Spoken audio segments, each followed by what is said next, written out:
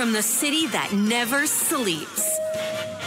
17 miles from Madison Square Garden, New York City. It's America at Night with Rich Valdez. America's favorite late-night talk program, featuring interesting guests from around the world and calls from across America. And now, here is your host, Rich Valdez. Hi there, good evening, and what's up, America? I am Rich Valdez, Valdez with an S, at Rich Valdez on all of the social media, your liberty-loving Latino amigo. Happy to be here with you, familia. And our telephone number, if you want to join our late-night national town hall conversation, feel free, 833-482-5337, 833-4-VALDEZ. Now, today I want to talk about a bunch of crazy things that I was talking about earlier today. Earlier today, I was doing some commentary on Newsmax TV, and some of the stories were just off the wall. They kind of let their hair down, just like I do, on Fridays, and it was crazy. One of the stories that we discussed earlier was how the Seattle police arrested a burglary suspect, but when they found him, he was chugging gasoline out of a red plastic gas canister. And, I mean, the whole thing is caught on the police body cam video, and I have a clip of it in my Instagram if you want to take a look at it. But, man, it is crazy. I mean, you see these cops come in, and they get a call from a 17-year-old girl who's home alone. And she says she hears noise. She thinks someone's in the house. She saw a man with a wooden stick trying to get in. She calls the cops. She hides somewhere upstairs. So the cops, they make entry to the house. They bust down the door. They tell the girl, I guess 911 tells the girl, stay hiding. They clear the house.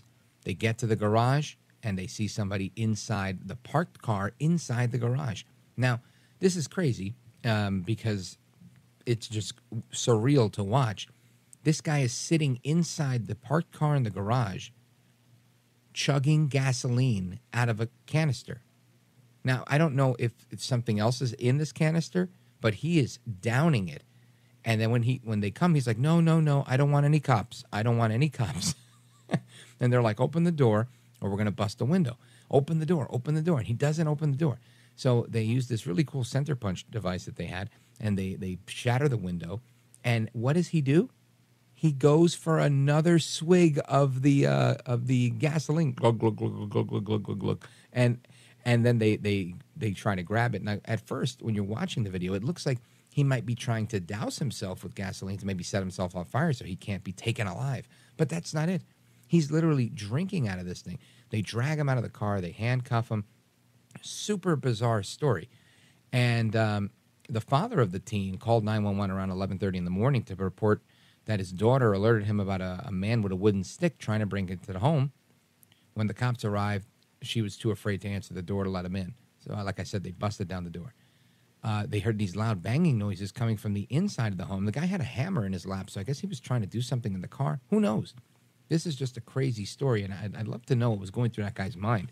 Because from watching the video, it's just more bizarre. But the footage from the body cam on the cop, it shows the suspect refusing to obey the commands and get out of the car, and he just starts chugging this thing again, and he's wiping his mouth. And all I could think of is this guy clearly didn't pay attention to the new guidelines from the USDA. Now, you're thinking, what are the new guidelines? Well, Biden's alcohol czar, he warns that the guidance is now going to be only 2 beers a week. Now, this is interesting, right? Because I didn't even know there were guidelines, but I guess there's like guidelines on everything. But Americans could soon be advised to limit themselves to just 2 drinks a week. Now, this is according to Dr. George Koob. He told this to the Daily Mail that the United States, what is that, drug? Whatever, USDA? I don't know what that stands for. Department of Agriculture, forgive me, it's Friday, and that they're going to revise their alcohol recommendations to match Canada's guidelines. Now, listen, whenever anything is being made in comparison to Canada or Europe, I say sound the alarm. That's kind of crazy. But the recommendation has been around since the 90s, and they're looking to update it. And it's different for men and women. Now, it's interesting how with that, there's a differentiation between men and women. They're able to identify a man and identify a woman. But for everything else, it's kind of like, oh, no, it's whatever you feel like that day, right? Yes, of course. Anyway, This guidance is up for review in about a year and a half. And according to Koob, he says, if there's health benefits, I think people will start to reevaluate where we're at. So if alcohol consumption can go in any direction, it should be towards Canada. And that's what Koob, who's the director of the National Institute on Alcohol Abuse and Alcoholism, said, saying there are, quote, no benefits to physical health from drinking alcohol. Now, there's a million studies out there regarding red wine. There's one that came out of Italy recently, maybe like less than a year ago, that says that if you drink one glass of red wine in Italy, so I guess that's not the same type of red wine that we have here. I think we have a lot more added sulfates. But they found that Italians, despite being overweight and eating pasta and all those things, had a lower blood pressure than everybody else in the control group that they studied. So there are some health benefits to red wine, and I think people have heard about that for years. And matter of fact, I've started probably about 8 or 9 months ago doing this one glass a day of red wine to see if it works. And on my last doctor's visit, my blood pressure was down. It wasn't really high. It was kind of like borderline, but now it's back in range. So I don't know if I can attribute that to the alcohol or the fact that I laugh when I drink wine. One or the other. But anyway, so the Dr. Koob says that most of the benefits people attribute to alcohol, we feel they really have more to do with someone's eating rather than what they're drinking, he explained. So it has to do with the Mediterranean diet, socioeconomic status that makes you able to afford that kind of diet and make your own fresh food and so forth. I don't know if that's entirely true. I don't think everybody in Italy is making their own food. I mean, does everybody in Italy make their own pasta? I don't think so. And again, the study I read said that irrespective of their weight, they were still healthier when it came to blood pressure with red wine. But anyway, this is the new plan. They're saying 2 beers a week.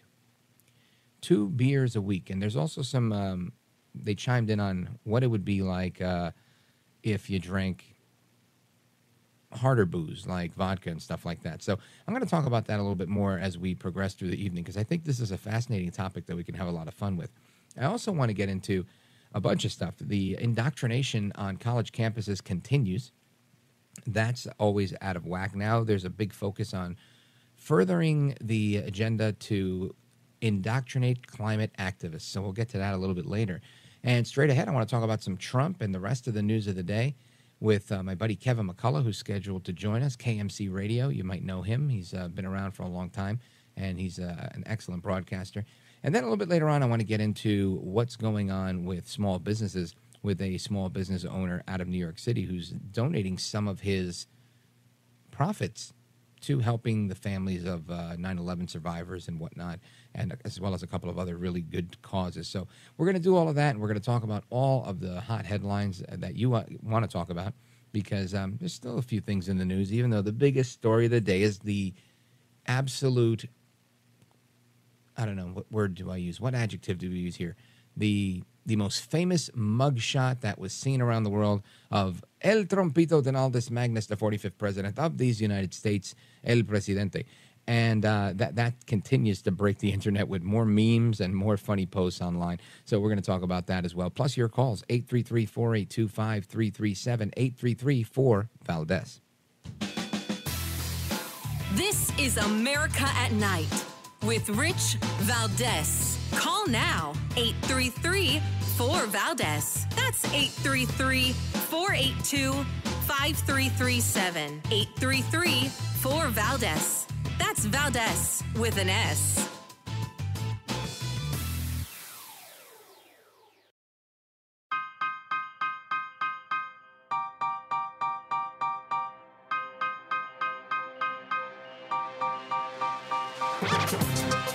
Well, thank you, Rich, and thank you for everything. I know you very well, and I listen, but I have a lot of people that listen, and they love your show, and I appreciate it very much. America at Night with Rich Valdez.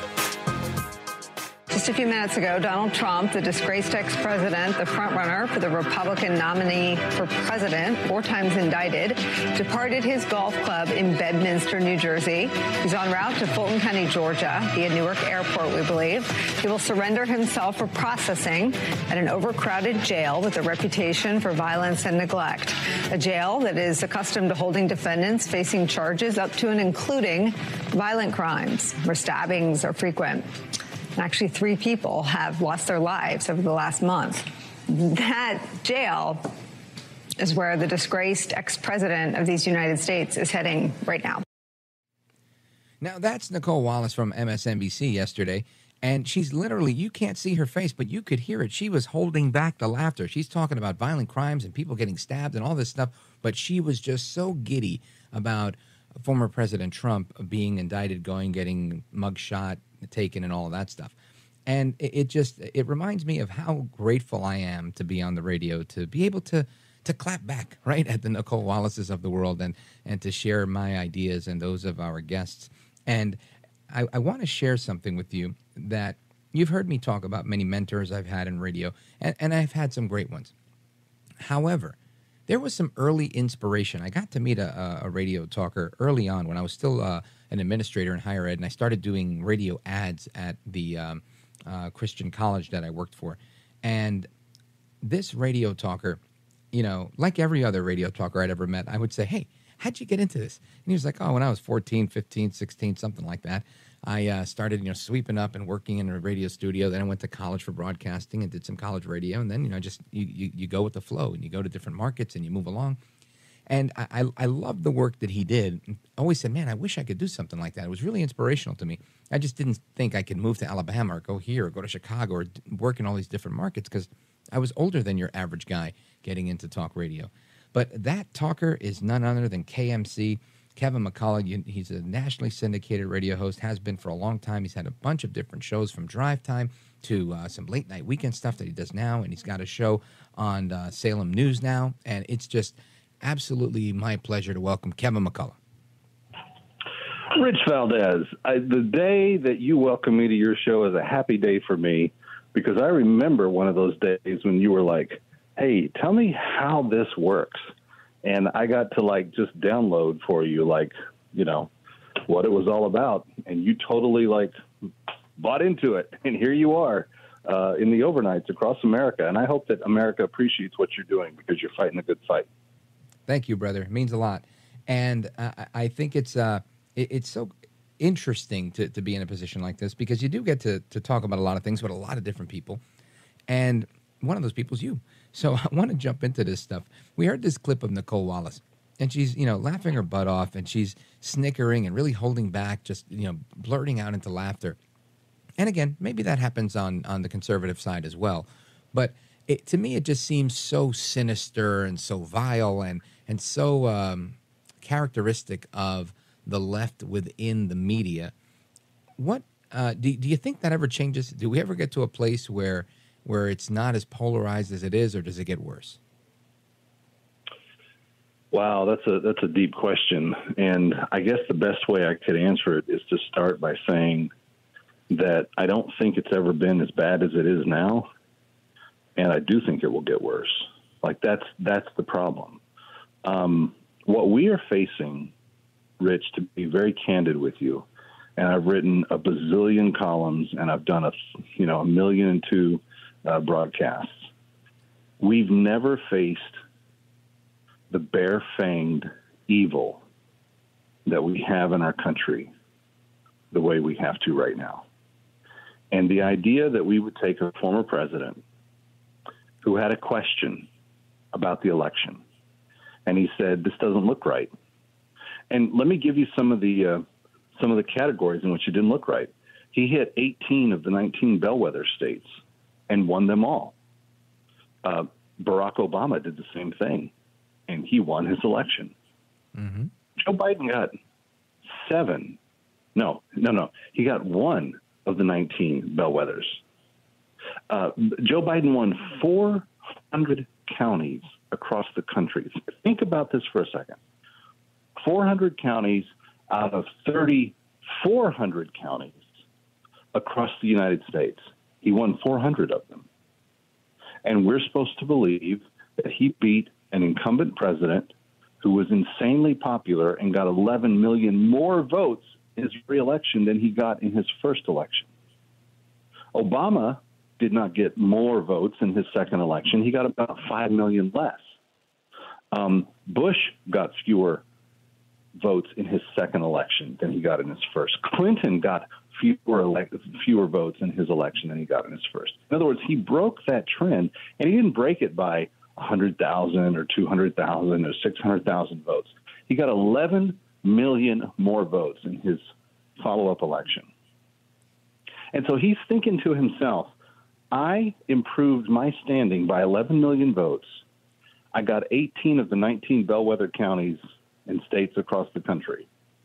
And I'm supposed to believe that this imbecile who can't stand up half the time, barely can walk across the lawn at the White House without help, beat me in a head-to-head election when there were significant questions about the corruption of his family, connections to China, and connections to Russia, and connections to Ukraine, and connections to Iran. I'm supposed to believe that he just beat us? He's not supposed to ask any questions, and if he asks a question, it becomes a criminal charge. I just saw tonight, by the way, that there is a state. My buddy Mark Davis, talk show host out of Dallas, posted it. But there's a lawsuit that's been filed because Elon Musk's company, SpaceX, supposedly did not interview enough refugees and asylum seekers in its job placement. So they're now taking SpaceX to court because they hired too many Americans in the diversity that they should have had in their employee base. Rich, what has happened to our country when we are jailed, tried, sued, arrested for defending and believing that America and its ideals are the shining light that has been the major reform for the world in the last 200 years? This is why President Trump, and I am amazed that he is the way he is. This is why he does not get discouraged. He has all of the weight of all of this coming down on him, crashing down on him. The flaming arrows are all shot into his back. He is taking all of the body blows, but he knows that if he doesn't, what happens to America is that we lose everything that she's been. Why is that a crime? Why is that a crime? Your guess is as good as mine. I sit here scratching my head about that every single day. Kevin McCullough, tell me, this is obviously a tipping point in American history. Do you feel, in the minute we have left, do you feel that we can come back from this, that we can right this wrong with a Trump win, or anybody that can win that could clean up shop, or is America doomed in perpetuity? Oh, that is a deep question. Short answer is yes, we can stave it off for a little bit with a Trump win. And we need every American that cares about the country to go out and become an activist, not just a voter, and say, I'm going to take 10 people with me. But there are much bigger issues that we are facing that outlast the next 4 years. Folks, we're on with Kevin McCullough. He's the founder of Extreme Media, the host of the Kevin McCullough Show, Radio Night Live, and we're coming right back with him. If you want to join us, 833-4-VALDEZ is the number, and we're going to talk about this shady indictment. What's going on with that? Don't go anywhere. I'm Rich Valdez. More to come.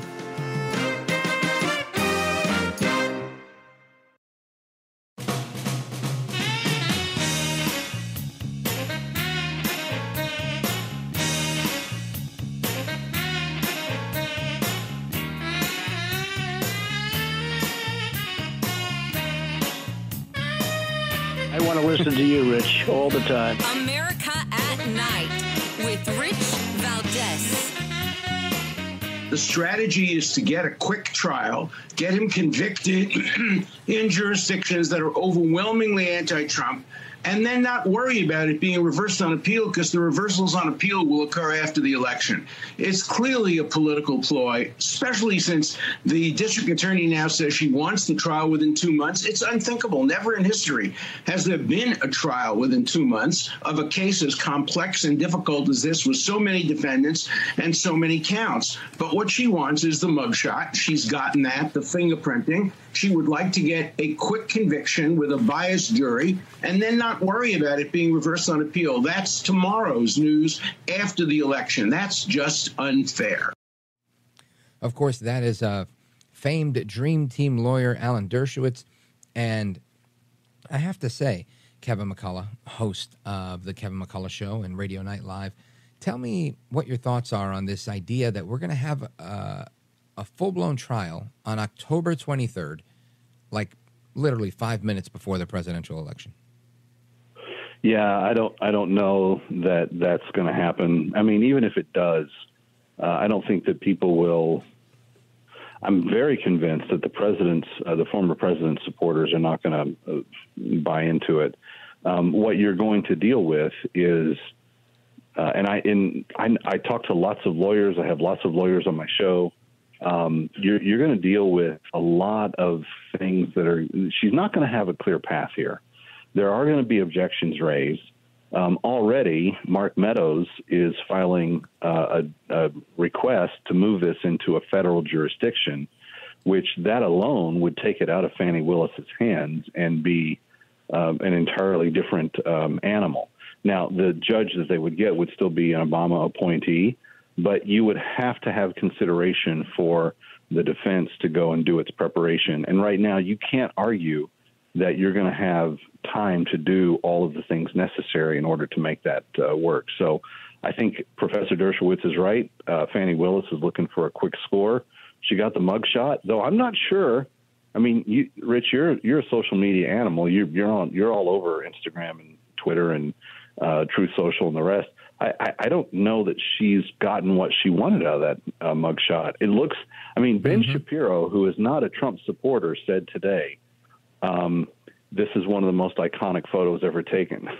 So I don't think that she's necessarily, and the memes are rolling in from across the world. I don't think that she necessarily got the effect she was hoping for.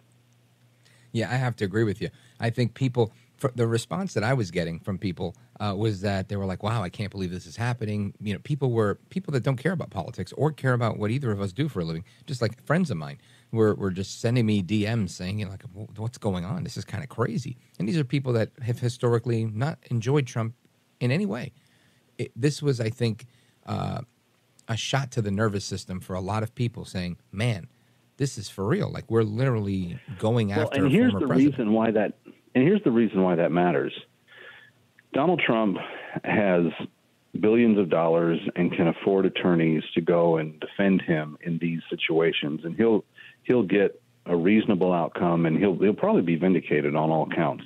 Mm-hmm. But what does Rich Valdez have in his financial reserves to go and hire the legal defense that would be necessary to stave off something like this? What does Kevin McCullough have in his reserves? We don't. And if they can do that to a former president who has arguably some of the richest of riches on planet Earth, and they can do this to him, why wouldn't they do that to every little man and woman working third shift tonight in a factory listening to us on an AM radio? They will squash whoever is in their way to keep from anything interrupting their desire to prove a progressive agenda for America. And we have to be the ones that say, no, not on our watch. We won't let this happen. I agree with that 100%, Kevin McCullough. Now, KMC, I know we have a couple of minutes left, but I'm thinking the gist of this, right? There's people out there saying this is exactly what the Democrats want. They're thirsty. They're dying to have Trump v. whoever it is right now, Biden, but let's say it changes, because they feel that Trump is so incredibly beatable. And I guess they have a whole strategy of, using the mug shot, using, the 91 felony counts. And I've been seeing it all over social media. Do you think that there's gravitas with that strategy? Let me just point out what's happened since they've been adding the indictments. When Alvin Bragg put his indictment into play, Trump gained 3 points against independents in the general election polls. When the 2 federal cases came down, he gained another 6 points. When Fani Willis put her place in, he gained another 8 points. Right now, he's winning independents by nearly 20 points in some polls, as low as 11 points in others. And where is this election going to be decided? By the working men and women who are not politicos, who just say, this isn't right. And I think at the end of the day, everything they're doing, fingers crossed, if we have an honest process, will be undone. Seems like it's backfiring. Folks, we're on with Kevin McCullough, the founder of Extreme Media, host of the Kevin McCullough Show. He's a pretty good author, too. You should check out his books. And he's got a show called Radio Night Live. Now, Kevin McCullough, let everybody know how they can hear all the different shows that you're doing and how they could keep in touch with you. Well, the best way to reach me is go on any social media and input That Kevin Show into the search bar, because that is the name of the identity of the new weekend television radio broadcast that we have for anybody all across the planet. You can get it on Biz TV, you can get it on Salem News Channel, you can get it on 300-plus radio stations across the country. But you can also get it on podcast in video and audio form. And we're having a lot of fun, kind of make fun of some of the headlines week to week, because we feel like some of them need to be made fun of. And we hope to have a pretty good time in the process. Folks, check him out. Google him at That Kevin Show. That Kevin Show. What a good name. I might steal that one day. That Richie Show. Anyway, KMC, I appreciate you, brother. You're the man. Thank you, it's Senor great to Valdez. catch up with you. Keep up the good work. Yes, sir.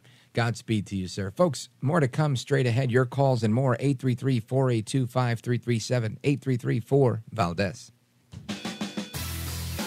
This is America at Night with Rich Valdez. Call now, 833-4-VALDEZ. That's 833-482-5337. 833-4-VALDEZ. That's Valdez with an S.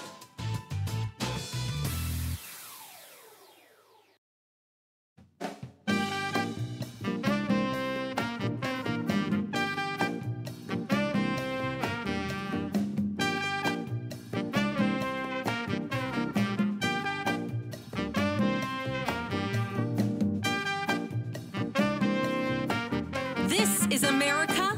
This is Night. This is Rich Valdez. So President Biden is still getting heat from his Maui trip. Again, it's been all over television, at least the television I've been watching, where he's, falling asleep and everything. And people aren't happy. There's more and more residents speaking out. We played some audio from those residents the other night. But incredible how Joe El Baboso Biden is just failing people. And this was my criticism of him initially, that people, irrespective of your politics, right, irrespective of my politics, and I'm already a critic of Joe El Baboso Biden, but if there were a natural disaster, for example, Hurricane Sandy, I wasn't mad at Governor Christie for hugging Obama. I know a lot of people were, but I wasn't, because I understood he needed to get that federal money. And there was a lot of damage, and he was trying to put the state first. So he was trying to buddy up to him and whatever it was. And it was a genuine, in my opinion, act of kindness.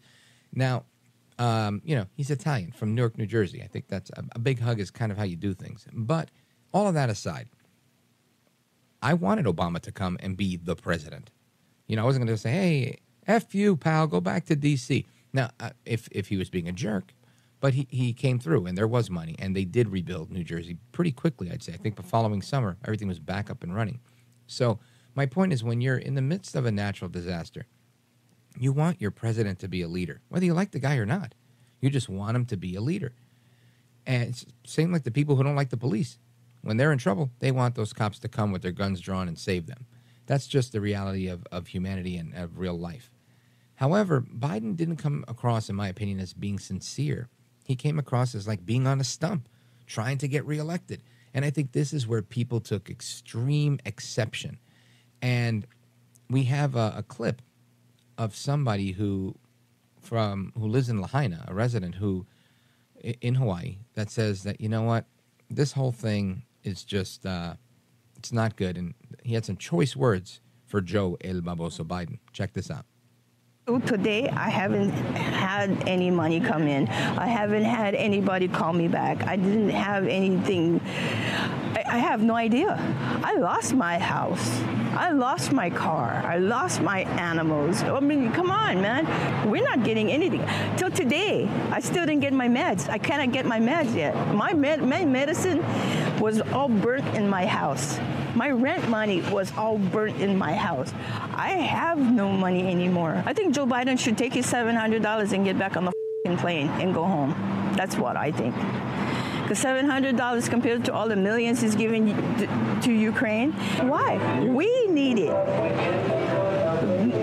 That's why we don't understand why. We're citizens and we cannot get money. But if they're not citizens, they get gazillions of dollars from the USA. Where's our government? Fix your house before you fix somebody else's.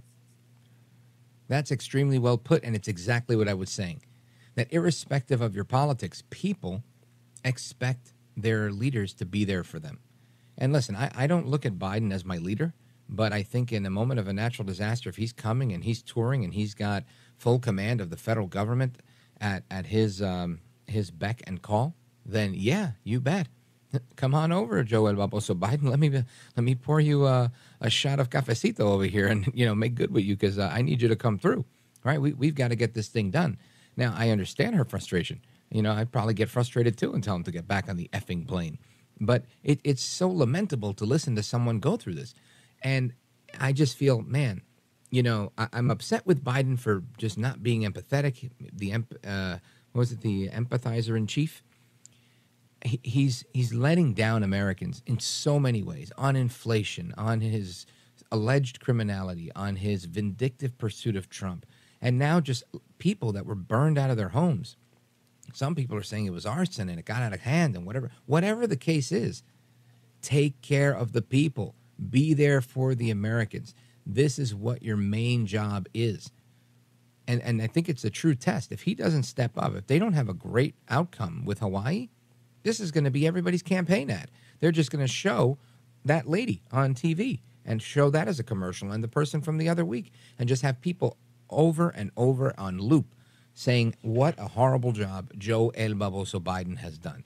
Now, the White House is now saying, oh, no. You see, when he said no comment, and that was the other thing, right? They were like, what are you going to do about the victims of the wildfires? He's no comment. No comment? Are you kidding me? Ay bendito. This is very bad. The White House now says, well, he didn't hear you. That's why he said no comment. The White House is now changing their tune because of all the backlash of the president responding no comment last week on the fires. So Deputy White House Press Secretary Olivia Dalton told the New York Times on Thursday that Biden, 80 years old, didn't hear the question while stepping into a vehicle during his family vacation in Rehoboth Beach. I mean, talk about being tone deaf and what a bad look that was.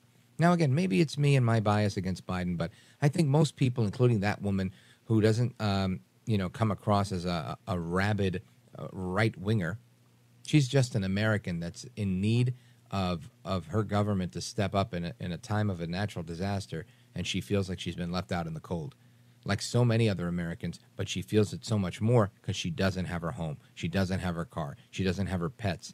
And now she's saying she doesn't have any money or medication. We have to do better as a country. And that starts with Joe El Baboso Biden. Anyway, your calls and more coming up straight ahead. 833-482-5337, 833-4-VALDEZ. This is America at Night with Rich Valdez. Call now, 833-4-VALDEZ. That's 833-482-5337. 833-4-VALDEZ. That's Valdez with an S.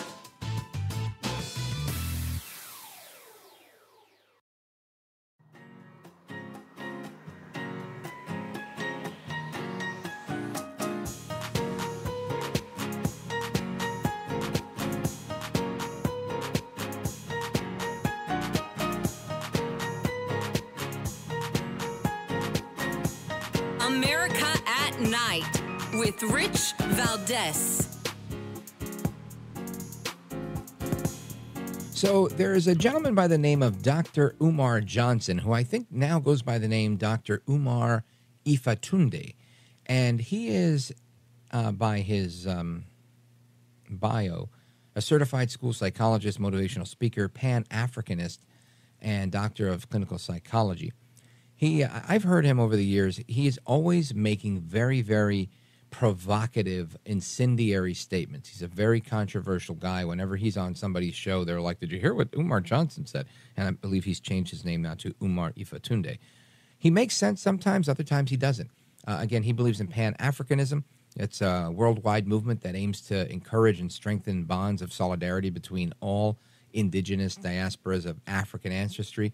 And by definition, it kind of excludes those that are not. Right, so he's famous for going on television and radio and saying black men should not marry white women because this dilutes the gene pool of Africans, and therefore I'm a Pan-Africanist. But he makes these really interesting comments at times, and he had one over the weekend. I saw it. It was put out there by the Lexit movement on their social media account, and it had to do with how pedophiles and those that are, with the idea of younger people having sex are using the idea of letting young people decide their gender as a gateway to make pedophilia legal. Interesting concept. Listen to this. LGBTQ is the mask the pedophile movement wears to get their agenda pushed. Why do the pedophiles care about lesbians, bisexuals, homosexuals, and transgenders? If I am a pedophile, I don't want to go to jail. I'm a celebrity, I'm famous. Ritualistic sex is what we do with kids. It's part of our demonic culture. I want pedophilia to become normal. I want it stricken from the criminal code altogether. I'm going to push LGBTQ. Because if a child is old enough to decide I never want to have children, take my testicles, take my ovaries. If an 8, 9, 10, 11-year-old child is old enough to make those 3 decisions, how can you argue that they're not old enough to decide to have sex? The argument of the pedophile is going to be backed up by this LGBT crusade against our children, because in their sick minds, they are rationalizing the argument before the courts. If he's old enough to say, I don't want my testicles, if she's old enough to say, I never want to have children, if he's old enough to say, I want to live my life as a girl, if she's old enough to say, I want to live a life as a boy and I don't care about having kids, and she can say this at 12, is she not also old enough to decide when she's ready to have sex? That is going to be the argument that the pedophiles are going to take into court. Boom. Now, that's, again, Dr. Umar Johnson, at Umar Johnson on the social media, identifies now as Dr. Umar Ifatunde.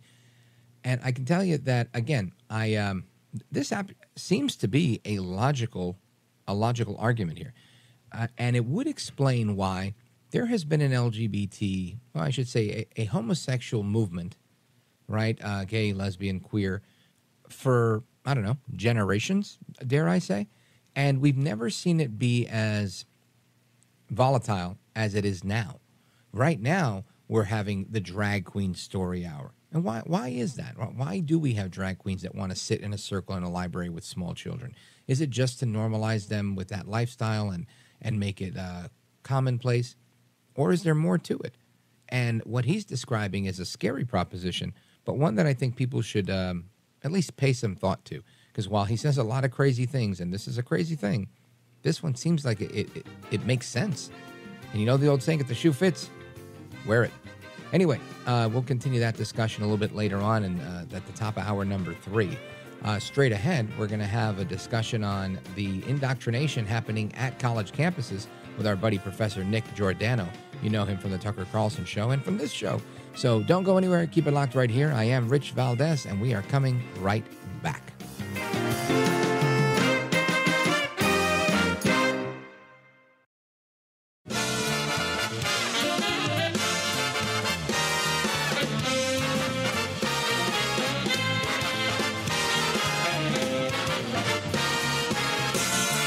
Live from the city that never sleeps.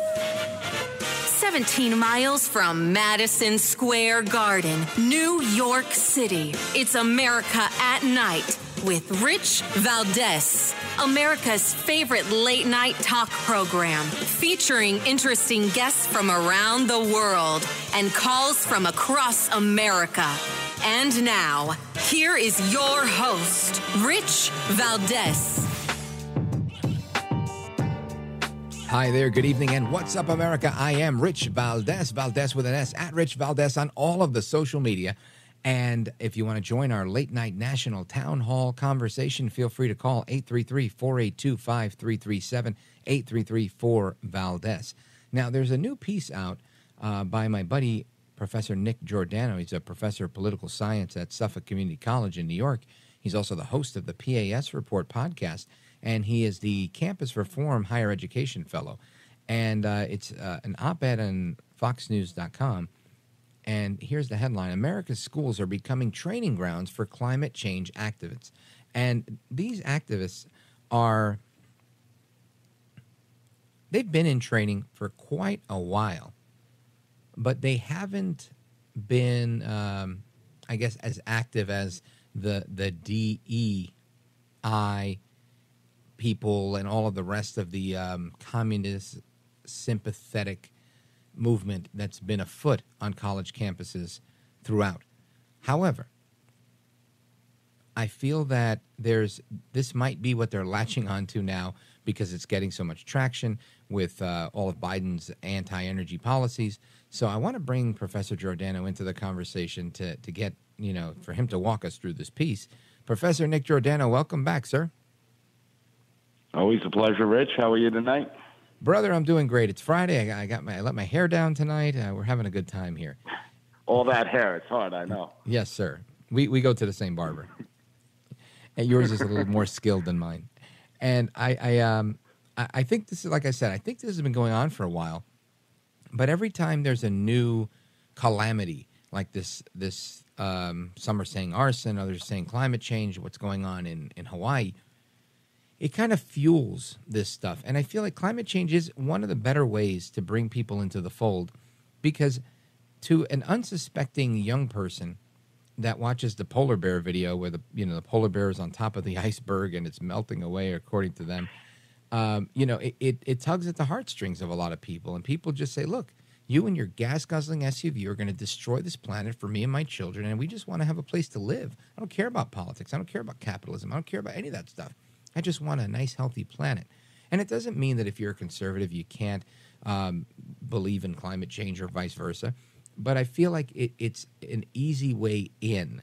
And that being said, what are you noticing with this trend in training new climate crazies?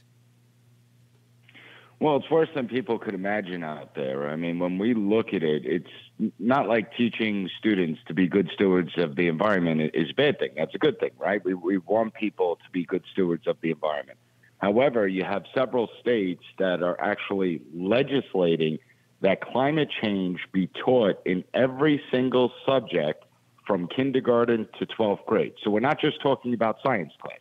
We're talking about math, art, gym, social studies, music, and it really shows the totality of their efforts, not to educate, but to indoctrinate students.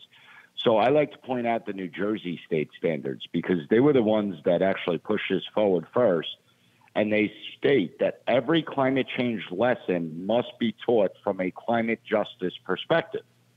So that right there tells you that it's a political agenda that's being taught to these children. It's not an educational agenda.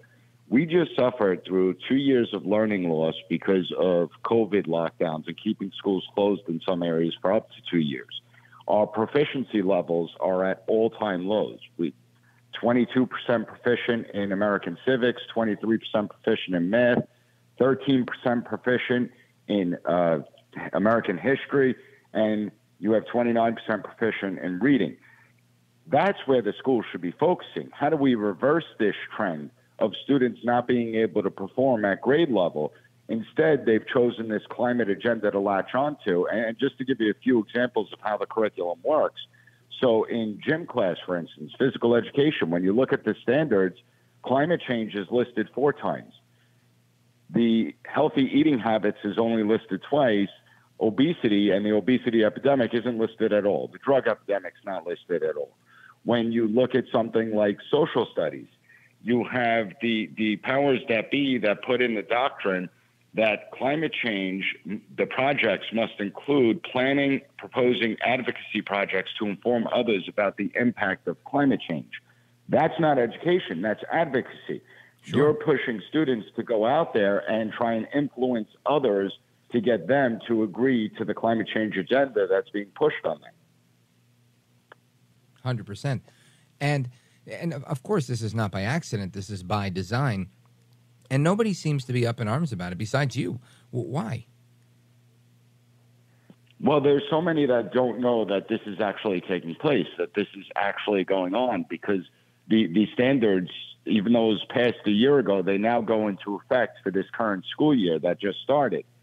And so there's a lot of people that are unaware about this, but the powers that be, the ideologues that have hijacked the education system, what they realize is that climate change is the perpetual crisis, right? Because how can you measure? How can you say, okay, we've achieved success and we don't have to worry about climate change anymore? Well, you can't. So let's create this crisis. Let's scare students. And we know that's going on. I mean, if we look at these statistics, when it comes to how young people feel about climate change, over 50% of those between the ages of 13 to 17 are angry and afraid about climate change. When you look at those between the ages of 18 to 24, over 60% are angry and afraid. And that's the college campuses right there. And they also, you have 33% of those between the ages of 18 to 24 considering not having children because they're scared of climate change and the effects of overpopulation. So this is actually working. I mean, let's face it, the climate change agenda has been pushed down their throats for a while. But now what takes it to a new level is how it's codified in curriculums in every single subject area. That's remarkable. And again, it's not like parents have any control where they can join a school board and know what's going on and have say and approval. This is happening in college campuses where, parents, because of the Family Educational Rights and Privacy Act of 1974, FERPA, parents have no say in what's going on in college. So what's the solution? Well, the solution is we have to get the ideologues out of education. So parents need to actually get more involved in the education system. They need to go through their children's homework, talk to their children to see what they're learning at school, go through their textbooks. And even if your children are in college, you could still talk to them and find out what they're learning about. But more importantly, I mean, we see the manipulation of young minds taking place, and it is a travesty. I mean, I start teaching this week. And the first day of classes, my students will encounter a citizenship exam, of which 86% will fail. And then they're going to be given the Russian Constitution. They won't be able to differentiate between the United States and Russian Constitution by 90%. So those are the areas that we should actually be focusing on, because we see an agenda that's being pushed on the kids. We're not teaching them about American government. We're not teaching them about the Constitution. We're not teaching them about America's founding and the concepts of limited government. But that's all by design, right? Because if they don't know about government, well, when you bring in this climate change curriculum, what's going to be the solution to fix climate change? Well, it's going to be to give government more power, to empower government to take your gas stoves, to empower government to get rid of plastic straws and implement paper straws that make every drink taste disgusting, by the way. And that's what the real agenda is. They don't teach about American government, because if they taught students how to actually think, if they taught students that government may not be the solution for every problem that we face, well, maybe students would actually be able to have a conversation and a discussion and talk about actual policies that may make a difference, but also understand that sometimes government doesn't have the answer. Man, those are some wise words, Professor Nick Giordano. It's almost Reagan-esque, right? Get off my back, out of my pocket. Government isn't government isn't the answer to the problem. Government is the problem. And I wish people would pay more attention to that. I know many in this audience do, and we're preaching to the choir. But I think this is a pivotal moment, because if we don't do more now, it's a foregone conclusion that this will continue and continue and continue. And on that note, we're going to continue this conversation straight ahead, plus your phone calls, 833-482-5337, 833-4-VALDEZ. This is America at Night with Rich Valdez. Call now, 833-4-VALDEZ. That's 833-482-5337. 833-4-VALDEZ. That's Valdez with an S.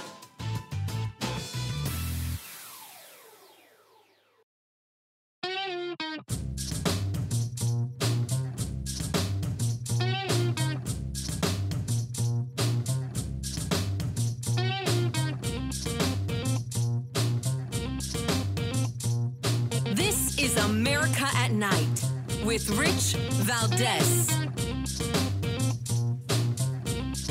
All right, America, welcome back. We're on with Professor Nick Giordano. You know him from the Tucker Carlson Show. You've heard him on this program. He's the host of the PAS Report podcast. Make sure you're subscribed to that. And he's a professor of political science at Suffolk County College, in addition to being the higher education fellow for campus reform. And we're talking about climate activism and how aggressive it's become on college campuses, where they're not even teaching about climate anymore. They're just teaching you how to become a climate activist. And Professor Nick Giordano, I want to get into a little bit broader discussion on foreign policy and domestic policy, as I like to pick your brain on these things. And this week we had some pretty big headlines. We had the debate, right, which has been totally overshadowed by Trump's mugshot. But I want to get your take on the debate. What was the big takeaway for you in the debate on earlier this week? Well, I have two very big takeaways. So the first takeaway is that Trump won, right? I mean, he didn't even show up. Nobody laid a glove on him. He ended up getting a lot more attention when it comes to Twitter and the interview he did with Tucker Carlson. And the next day, he took the news headlines with the mugshot. So, as far as the debate goes, Trump won the debate, and he wasn't even there. It's truly amazing. But the second thing that I really found interesting was a comment that Chris Christie made, your old boss made. And it was something that I think was really profound, because in one interaction with Vivek Ramaswamy, he turned to him and said, "You've done nothing to advance the cause of this government? To advance the interests of this government." Yes. I thought that was remarkable, too. The interests of this government. And I'm sitting there, and I'm listening, and I'm like, wait, did he just say what I think he said? And so I rewound it, and he did. And this is the problem that we have in America. And this, it shows. It's about politicians, and it's both Democrats and Republicans that think that the most important thing is what's in the government's best interest, rather than what's in the people and the country as a whole's best interest. And I think it showed how out of touch the elitist politicians are. And this is why they never understood what led to the rise of Trump in the first place. If they didn't have that attitude in the first place, you would have never have seen a President Trump. But it's directly because of that attitude that led to so many people following the president. 100%. I totally remember that quote. It was the most profound thing I saw that night as well, was that I said, man, what an interesting about face. And again, I like Chris Christie. I think he's a skilled politician. Not my choice for president at this time, but worked for the guy. And he was always in the best interest of the people of New Jersey. And when I heard that, I thought, wow, that is so uncharacteristic of him from the Christie that I knew. But I know there was some change after I left. I left the administration in 2013. So that stood out like a sore thumb to me. And I thought, my goodness, if same observation as you, that's exactly why Trump was able to rise to such prominence, because he was an outsider, and people are tired of this political class of people.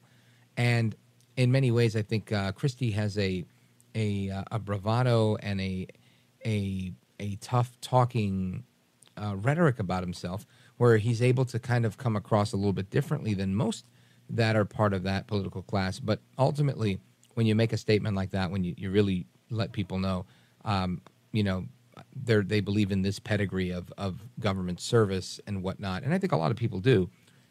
But I think most people, me, you, I think the people that go to their corner store or a convenience store to buy a gallon of milk because it ran out before they go back to the supermarket to do their grocery shopping. Regular people that are working and trying to survive, they hear that, and it's a real turnoff, right? It's a real turnoff to think, man, you're not looking at me at all. Like, you're not here for me. And I've never believed that politicians have to be here to care about me or to care for me in any way. But I do think you have to be in the interest of the people. Not necessarily me, but in the interest of the people. And that was just such a remarkable line. Now, what was your take with everybody saying that Ramaswamy was the clear winner? Well, I don't know if well, like I said, I think Trump was the clear winner, but, yeah. Ramaswamy, he performed very well. I mean, listen, he's someone that is fascinating. He's 37 or 38 years old. He knows the issues. He's able to speak to them. And while people criticize that he doesn't have experience, well, I mean, let's look at the people that have experience that have been making foreign policy decisions for the last 30 years in this country. And I'll say, the experience may not be that big of an issue that everyone thinks it is. But more importantly, you look at that stage and you hear much about how they're going to improve the lives of the people or how they're going to strengthen America. It was a lot of the same old talking points that we've heard before. And one of the things that really scientists, not even as a Republican, just as a political scientist, as someone that is worried about the ever-expanding federal government and the power of the bureaucracy, they said hardly anything in regards to the abuses of power and the corruption that we have witnessed, not just during the Trump years, but long before that, with the NSA spying on the American people, the IRS targeting conservative groups, you had the CIA spying on sitting members of the United States Intelligence Committee. Mm-hmm. Then they spied on a sitting president. I mean, there's so many abuses that took place. And while everyone's so focused on the former president and the four indictments, I'm not concerned with one man. President Trump is one person in a moment of time. What I am concerned about is the repeated abuses of powers where the FBI could go to a FISA court, lie, and open up FISA inquiries to the tune of anywhere from 200,000 to 1 million illegal FISA inquiries. That, to me, is much more concerning because the bureaucracy will be here long after a President Trump. So when we look at something like that, we see the glaring double standards that exist, and yet you had Republicans fighting against each other harder than they do against Democrats and the corrupt bureaucracy that exists. It becomes disheartening after a while. Imagine Republicans had this fight against Democrats. Imagine Republicans had the same determination against a federal bureaucracy that has abused its power. Well, we may be able to clean some of the problems up if they had that, but they don't. Instead, they want to attack each other. Well said, Professor Nick Giordano. We're going to have to table our discussion on foreign policy because the clock is ticking. Let everybody know how they can listen to your podcast and find you. Anyone could go to pasreport.com. They can check it out over there and get access to all the podcast platforms. At campusreform.org, so you know what's going on, the craziness that's going on college campuses around the country. You got it. Professor Nick Giordano, thank you as always. You're a gentleman, a scholar, and a patriot. Folks, we're coming right back. It's me, Rich Valdez. It's America at Night. Don't move a muscle. There's more to come straight ahead.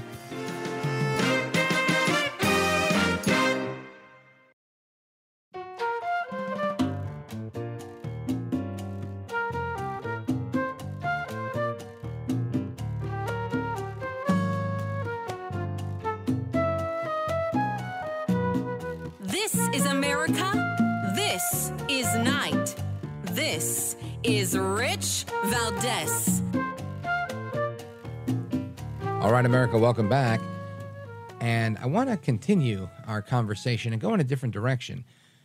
Small business has always been important to me. I was a small business owner very early in life, and I feel like it is the backbone of the American economy. While there's a lot of big box stores, and that's become a big part of our day-to-day, there's the reality that the corner bodega, the local hardware store, which, where I live now in the suburbs of northern New Jersey, we still have a hardware store in town. And it's very, it's good. So you don't have to go to one of the, like a Home Depot or Lowe's or one of these big box stores.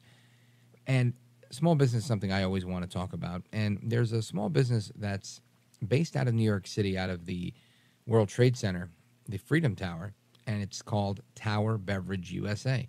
The CEO is a really good guy who donates 15% of his sales to 3 major foundations: the Tunnel to Towers Foundation, the Fire Department of New York City's foundation, and the Quell Foundation, to help them and with their respective missions.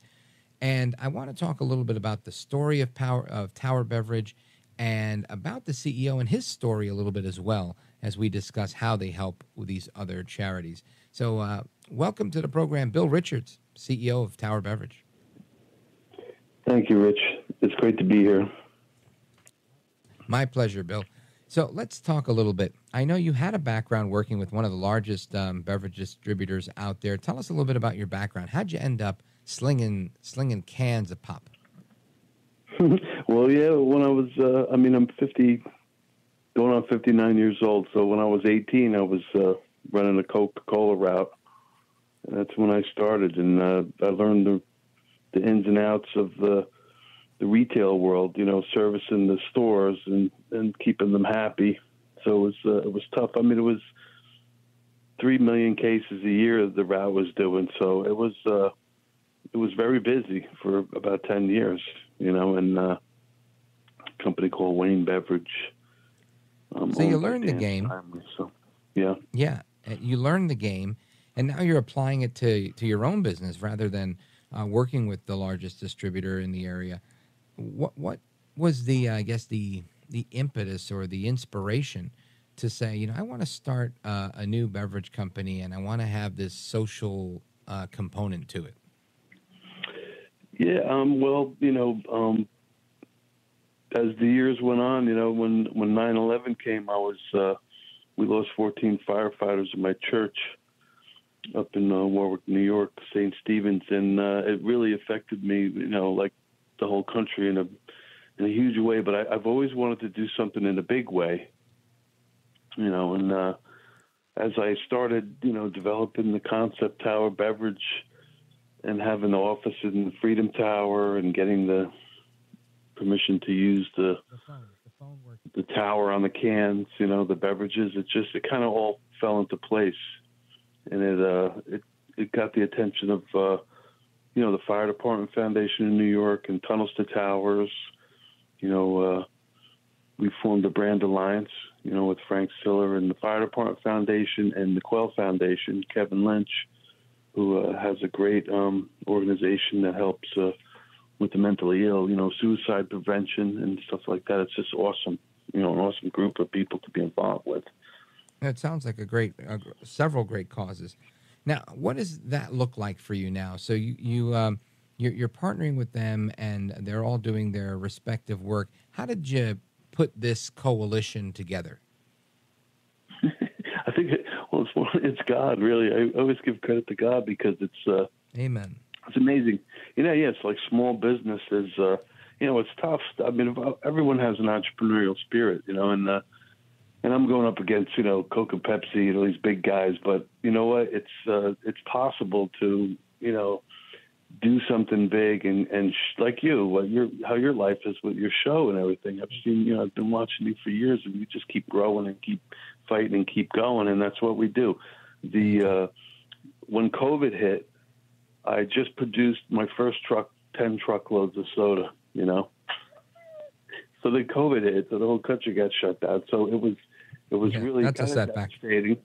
Yeah, it was devastating. I mean, I just rented a warehouse, and so I called the Fire Department Foundation, and I said, can I help, with beverages? I wasn't, sure if they took products or just money donations, and that's how it started. The vice chairman of the Fire Department Foundation, Robert Zito, got with me, and, he donated truckloads of beverages to, not all of them, but, a couple of truckloads at least to the Fire Department Foundation. And the Teamsters, the theatrical Teamsters, actually in local 817, they donated all the truck deliveries, and they help us get cases, like 12 cases or something, in 355 stations in the EMP stations throughout the whole 5 boroughs. Yeah, everybody got some, so that was a big indicator, like a pulse. I took a pulse that everybody loved the whole concept, So then I proceeded to with a test market, and then I was asking Tunnel to Towers to put their logo on the beverage, and that, they're so busy, the great work that they do. Frank Siller, the whole Sure. team is like amazing. They're doing amazing work, building homes for our fallen, and it was just amazing. I mean, it took about 2 years to get their attention and get the agreement signed, but they did it, and it's exciting because we have a chance to really make a difference in a big way in people's lives, and get into some big chain stores now, that want to help.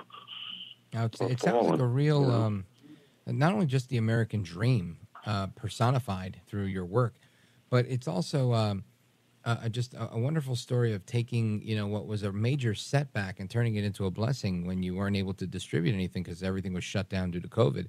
And you kind of turned to the community and built some really good relationships.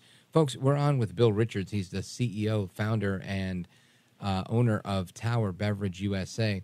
I got to tell you, I had an event in New York City, previous radio station, WABC, and it was a town hall event we did called Latinos for Liberty. And it was just a big, kind of like what we do on Open Phones, honestly, but live and in person in the radio station, 17 floors above Madison Square Garden. And one of the donations we got was from Tower Beverage, and these were great. I can tell you there was like a sparkling water beverage, but didn't have any sugar added or anything like that, but had some natural flavors. I think I picked the watermelon, which was my favorite. And it was a big hit. Everybody enjoyed it, and that's how I got to know Bill Richards. And I'll never forget how good that watermelon beverage was. So how are you distributing all those drinks now? Are you in more stores? What's their footprint looking like? Well, now basically the whole setback with COVID, it was basically like a test market. So we did almost 700,000 in sales in about 12 states, from New York to Florida, like a test market with refrigerators installed in stores, and it went very well. But I had to like regroup. So we now we're pooling the orders together to launch, hopefully right around September 11th. And we're going to launch back into the same states. Basically from New York to Florida. It's about 6 or 7 states, but we're going to stay on the East Coast, because of the economy with the fuel cost and all that. Sure. But it's geared. It's going to go into a lot of C stores and chain stores. There's I don't want to mention names because we're trying to develop these relationships, but they're just major chains that are have shown interest. Buyers have actually shown interest, and we've sent samples and pricing. So it's pretty exciting. It could be a blessing, to everybody. Well, if people want to learn more about what Tower Beverage is doing and how they could get their own Tower Beverage route, what do they do? Where do you send them? Basically, the information's on towerbeverage.com. I appreciate that. I mean, distributors, people who want to purchase routes or get, areas of responsibility to develop, they would basically control that area. And it's towerbeverage.com. I mean, there's a link there, and they would deal with me personally. I don't have there's no corporate bureaucracy or red tape like normally associated with big companies. I like to deal directly with my distributors and then help them, launch and get into the chains like that, and help us. It's about giving back with me. I want the distributors make the money, and the charities make the money. There's no shareholders. It's a privately owned company that I own, and I built it for this reason, to give back to the men and women who risk their lives every day for our safety and our freedom. And that's what it's about. It's not, I don't want the money, I just want to live, of course, but I don't need hundreds of millions of dollars. I want to give it and help Frank and Kevin Lynch and Frank Siller, build these homes and help people, overcome mental illness and prevent suicide prevention. It was real important, mental illness for people that are lonely and alone. 100%.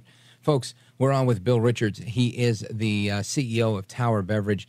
They're doing a lot of work with various groups that are helping survivors of many different things with great foundations like the FDNY Foundation, the Quell Foundation, and, of course, Tunnel to Towers by donating 15% of their sales. And there's a business opportunity there. So check out their website, towerbeverage.com.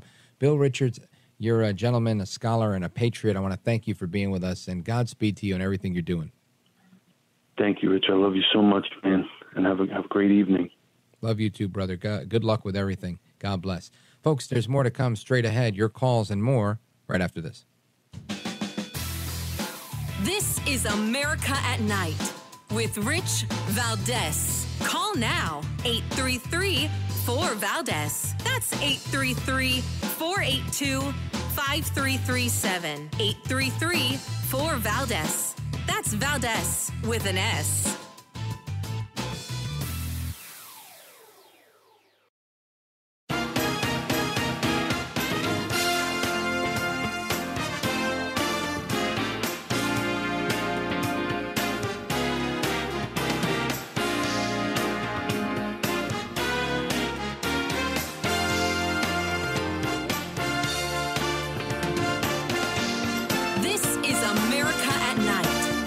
Rich Valdez.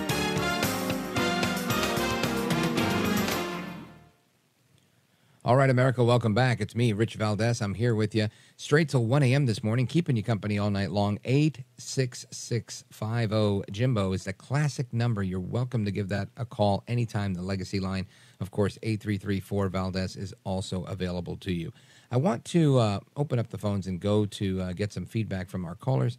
Let's go to Fort Worth, Texas, KLIF, and go to Ann. But before we do, there was a comment from Asa Hutchinson at the debate, and I think Ann wants to comment on that, and I think we have a clip of the audio, so we're going to play that audio so that everybody knows what Ann and I are talking about. Go right ahead. Governor Hutchinson, you did not raise your hand. I did not raise my hand because there's an important issue we as a party have to face. And over a year ago, I said that Donald Trump was morally disqualified from being president again as a result of what happened on January 6th. More people are understanding the importance of that, including conservative legal scholars who says he may be disqualified under the 14th Amendment from being president again as a result of the insurrection. This is something that could disqualify him under our rules and under the Constitution. And so, obviously, I'm not going to support somebody who's been convicted of a serious felony or who is disqualified under our Constitution, and that's consistent with RNC rules, and I hope everybody would agree with me. He hopes everybody would agree with him. Boo! I guess they didn't all agree with you, Governor. Anyway, that was Governor Asa Hutchinson. And I got to tell you, what a miscalculation. Unless he was intending to get booed, intending to do miserably in the polls, and intending to just, I don't know, really not impress a lot of people, this was a miscalculation on his behalf. Now let's go to Ann in Fort Worth, Texas, KLIF. Go right ahead. Well, I must say that Asa Hutchinson has never impressed me in any way whatsoever, and definitely not as the governor of Arkansas. But all that being said, I am in support of Trump in any way possible. I think any other person up on that stage, if they were president, I don't know how much better off we would be than having a Democrat in office. Right. But according to Asa Hutchinson, apparently, RNC has a rule against anyone that's a convicted felon being supported by the RNC to run for office. And if that is the case, I hopefully none of this will ever actually get to trial before the election comes. Yeah, well, from your lips to God's ears. And this is a tough situation that we're in. I hope the same. But I just think it's so interesting. And listen, I appreciate the diversity of debate. I always do. That's why I always welcome people who want to disagree with me on the show, and I say, hey, put them to the front of the line. However, this is not about differences as much as it is about appealing to the base, right? This is a primary. And in a primary, everybody's saying, I want to be the Republican Party nominee. Not saying I want to be president for everybody just yet. They're saying I want to be the standard bearer for this party. And I feel like that's being lost on some of these people. And maybe I'm wrong. Maybe it's a fight for the soul of the Republican Party. But I feel like that fight happened and you know, it happened and ended 5 years ago. We don't have this issue. I mean, it's clear as day, unless I'm just blind. But the Republican Party, but for Trump, to me, doesn't even exist. And this is not me saying that I wouldn't be a Republican if Trump weren't a Republican. I'm just saying I don't see where the energy is. I don't see what's going on with anybody else that's on that stage. When you talk about Republicans, Trump is the de facto leader, and he breathed life into this party when he ran and became president and started to rebuild the party. And we saw these robust election rallies and re-election rallies. This is something I had never seen in my life. And I don't think anybody else has seen it in most of their lifetime because it's never happened. We didn't have that but for the Reagan Revolution in the 80s. So when we look at someone like Governor Hutchinson saying, look, he's entitled to his opinion and to feel the way he wants to feel. But ultimately, Ann, I feel that he's just in the wrong place. I mean, he's in a party, the Republican Party of 2005, and that was a long time ago. And thank you so much for your kind words and for your words of wisdom here. Folks, we're coming right back. Your calls, more, and Open Phone America is on its way. Don't go anywhere. This is America at Night with Rich Valdez. Call now, 833-4-VALDEZ. That's 833-482-5337. 833-4-VALDEZ. That's Valdez with an S.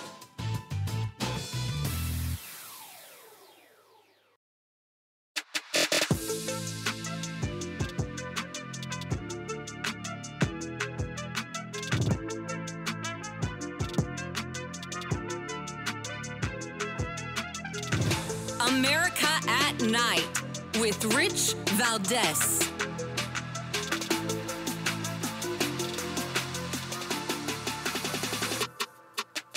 All right, America, welcome back. And I don't know about you, but I can't wait to get on the horn with you guys. Now, there's a bunch of stories I want to talk about, so I am going to work my way through some stories. We have some additional audio I want to get to, but my favorite part of this is connecting with the audience. And I want to encourage you, if you're out in the audience and you're like, I love the show, it's great, I enjoy it, but I never really, I never know what to say. Tonight's your night. Feel free to give us a call. I'm looking to speak with first-time callers. It's always a pleasure to speak with regulars. It's always a pleasure to speak with first-time callers. But I feel like I don't encourage the first-time callers to call in enough. So that's your invitation. Don't say I never invited you. Now, we're going to get into a bunch of different topics tonight, and I think we're really going to have a good time. And, of course, the number, you know it, 833-4-VALDEZ, 833-482-5337. But I want to get into just a number of really interesting things because, again, we talked a little bit about that story with the guy drinking gasoline. And I thought that was really kind of insane, right? And just absolute insanity that you have that. Then you have the White House recommendations through the USDA that we should only be drinking 2 beers a week. Now, I don't even drink beer, but if I did, I think I might want to drink more than 2 a week. I mean, come on, there's like 2 whole days in a weekend. Jeez. Anyway, so we're going to talk about that as well. Plus everything else that's on your mind. It's Open Phone America, and it's coming right up. Don't go anywhere. America at Night with me, Rich Valdez, and we're coming right back. Don't go anywhere.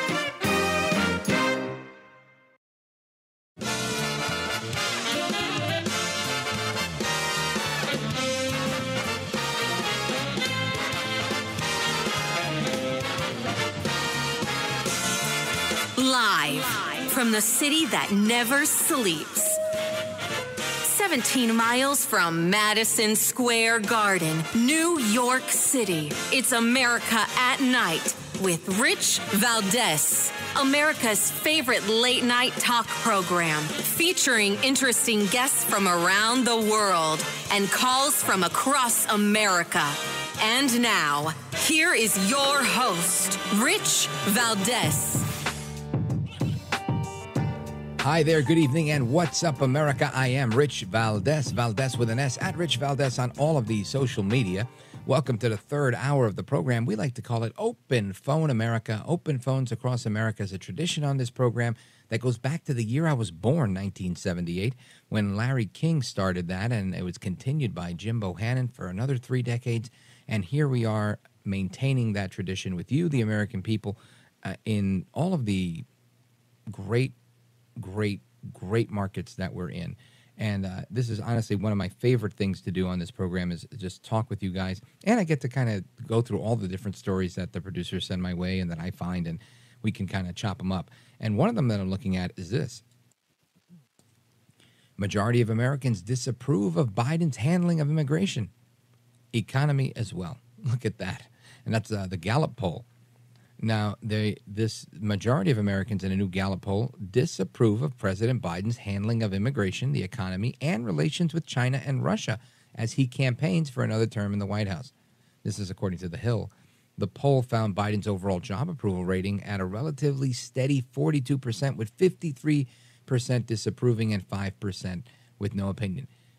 That's a big number, 53% disapproving of how you handle the economy, China, and immigration. And no duh. I mean, I think we've all been saying that, but you know what? I think they thought it was political speak. You know, oh, no, these radical right-wingers out there are saying bad things about Biden because they don't like him. No, Biden is breaking America. He's breaking it. You can't have nice things with a guy like Biden around. And that's why this is so crazy. Only 37% approve of his handling of the economy. Just imagine if your boss approved of 37% of your handling of your job. Really, just imagine that. You'd be, I don't know, 63% fired, right? Unbelievable. Anyway, his economic rating has ticked up 5 points since March as the country recovers from stress over the debt ceiling and potential default, which they were able to avoid with a deal that wasn't much of a deal. But it's still down 54% from the start of his term. This is no bueno. So, again, I don't put a ton of stock in polls, but Gallup poll is a pretty reliable poll. And this is not who's going to win the election. This is what people think. And I think when you ask people what they think, like, do you think you're better off today than you were 4 years ago? What do you think? How's he doing on the economy?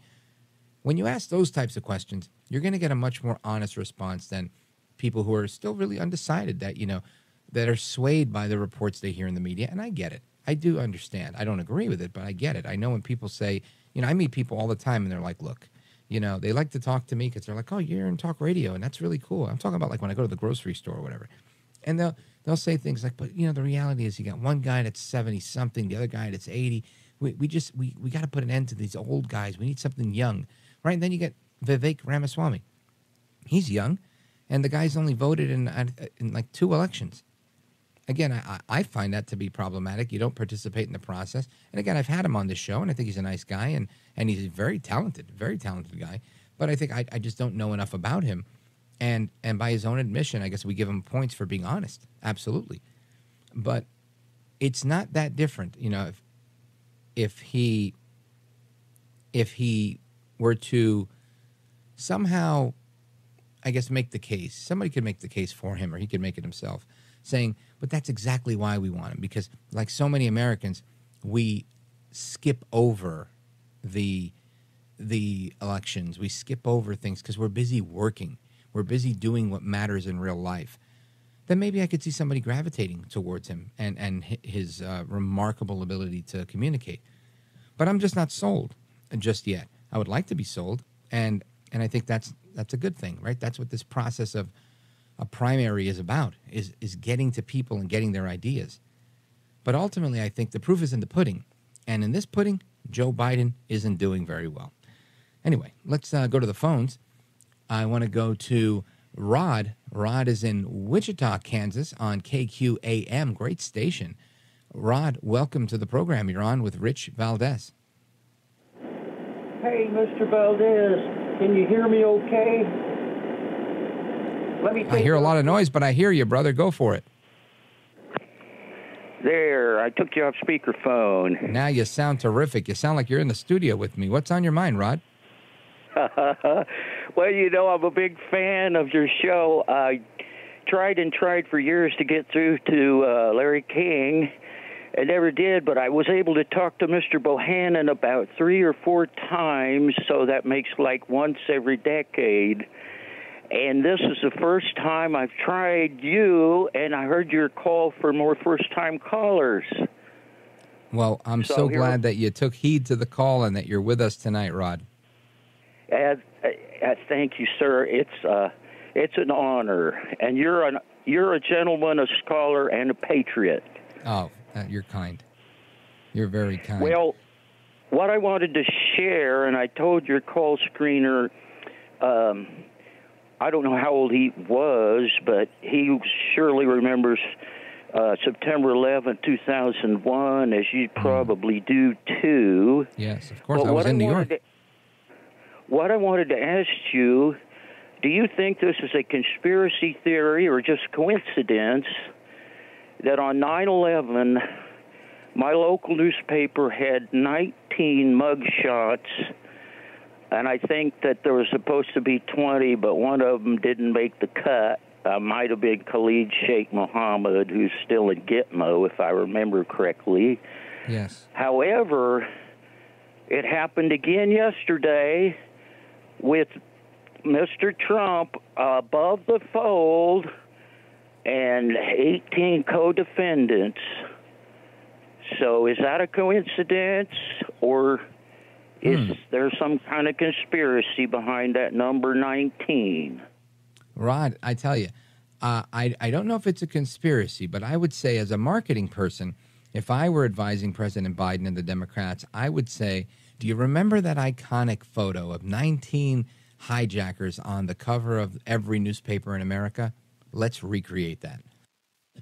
And then let's echo that with the talking heads in the left-wing media so that we can emphasize that. And I think you're noticing something that I definitely did not notice because I didn't see the papers. I saw the local papers today in New York, the Daily News and the New York Post, and they always have competing headlines that are diametrically opposed. And they just had Trump on the cover. But the 19, that's fascinating, and it's such a great observation because, again, people don't even know who those people are, right? And from my perspective, they're all being indicted just to have a package deal here, right? To just say, look, no, it's Trump, it's Giuliani, it's Jenna Ellis, it's every last lawyer he had, it's everything he had. And, you know, anything that he touches is somehow corrupt. And that's they're trying to create this illusion of an actual racketeering situation, right? That there's an actual RICO case here. When, again, in my opinion, not on their best day are they going to be able to prove that these people colluded somehow together with one another. But again, this is how prosecutors work. And they will try to put the pressure that they have to on these people to get them to fold or do this or say, we're going to charge you with this, but we could let you off with this if you just agree to cooperate and say this. And it's just fascinating to me that this is happening. But what an amazing observation that you made. Because, yeah, when was the last time you saw 19 people on the cover of the paper? 9/11. Great point, Rod. Now, what's going on in Wichita? 22 years. Well, I told the salesman at the store that I looked at USA Today, that picture of Mr. Trump is so iconic that I think they ought to chisel Teddy Roosevelt off of Mount Rushmore and put that there. Yeah, that's interesting.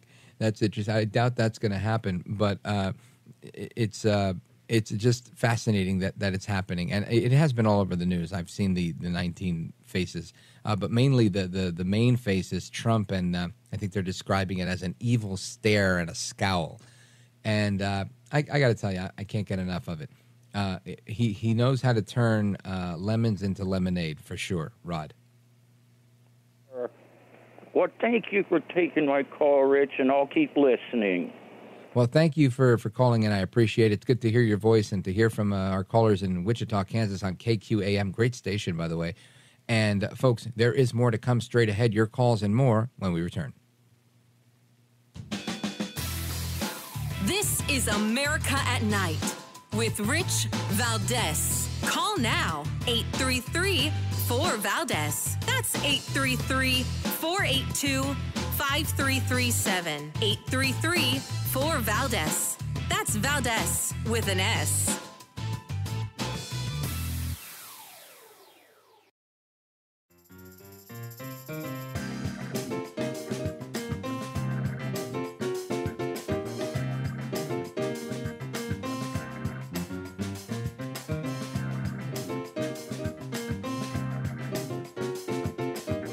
Rich Valdez, who, again, will do a fine job, and I know you'll enjoy listening to it. This is America at Night with Rich Valdez.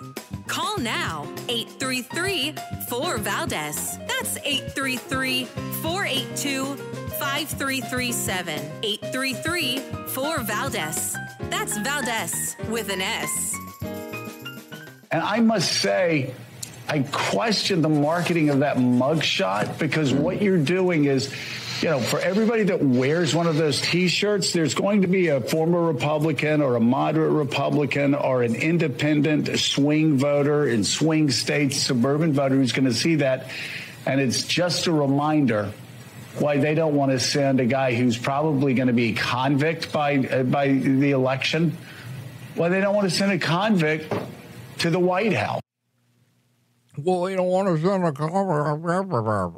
That is Joe Scarborough, everybody. You know him. He's the host of The Morning Joke on MSNBC. And Scarborough, he's I don't know. I'm going to call him a malcontent, right? Because I really feel like that's what he is. I'm not a malcontent. I make fun of people all day on the radio, right? The people Joe El Baoso Biden, que mala eres. I make fun of everybody. I'm not a malcontent. I'm a very happy guy. But he's like always a sourpuss in his commentary. He's just always so bent out of sorts. And I'm not, I get bent out of sorts at the issues, but, I'm a relatively happy guy. But anyway, let us go to the phones to talk about these mugshots. Because is the mugshot really going to be the end-all and do-all? Plus, I want to get into climate change again and all that. But let's go to our resident historian on the program, Bill in Jefferson City, Missouri, KTTR. Go right ahead, Bill. Welcome. Yes, sir. I'd like to take us back to 1977 and Albuquerque. That's a year before I was born. Yeah, this is ancient history for a lot of people, but I was there, and I had some people that I worked with that worked with a young fellow by the name of Bill Gates, millionaire today at Microsoft. And there's a really fine mugshot of him because he was a kind of a nerdy guy, and he had frizzy hair, but he forgot to take he had no driver's license, and so the wonderful Albuquerque police arrested him and took a great mugshot of him. And I think you can even today on eBay get a shower curtain with his smiling face on it. I just thought that was... That's funny. One of my lawyer friends, we were talking today about a lady lawyer who was at the convention. She's a Republican, so she was saying she liked the angle at which Trump was looking. She thought that was unusual, and so anyway, she enjoyed the convention up there in Milwaukee. So anyway, that's my thought for the day. Well, I'm wondering if there's also an autographed Bill Gates shower curtain of his mugshot on eBay, because you can find just about everything on eBay and an autographed everything on eBay. Bill, what's your thought on the Trump mugshot? Do you think this hurts him? Does it help him? Are you indifferent to it? What's your story? I'm kind of indifferent. It was an interest. I didn't watch the convention live, but we did a good job of in here in Jefferson City and mid-Missouri discussing it, and the lawyer from Jefferson City, or Ashland actually, really painted a good picture of the importance of being in the arena there, now, even Bill, without Trump. Being the resident historian here on the program, I wonder, do you see the historical significance of a former president being indicted and having a mugshot circulate all over the place? Or is that lost? It's too close to call. I don't know particularly right at instant. Time will tell, though. Right. Yeah, I think it's quite remarkable, and it's just an interesting thing for me. Whether people like Trump or not, I feel like I never thought I would be alive to see something like this happen. I really didn't think that was ever going to be the case. But it's an interesting shift in our course of events in the United States and our public discourse, to say the least. Bill in Jefferson City, Missouri, KTTR, our resident historian. Thank you, sir. You're a gentleman, a scholar, and a patriot, and I thank you for the call. We continue with Julian.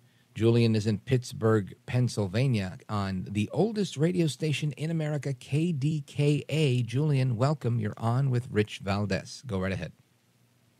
Hey, Rich. Hey, thanks for taking the call. I was tuning in, listening to you guys. I love the thought-provoking conversation, all types of perspectives here, and I just like that. So I had a question. I wanted to ask you one question, but I kind of changed my mind as I'm sitting here listening. Sure. I'm wondering about what are your thoughts on the social fabric of the nation and how that's going to repair itself in the coming years and decades.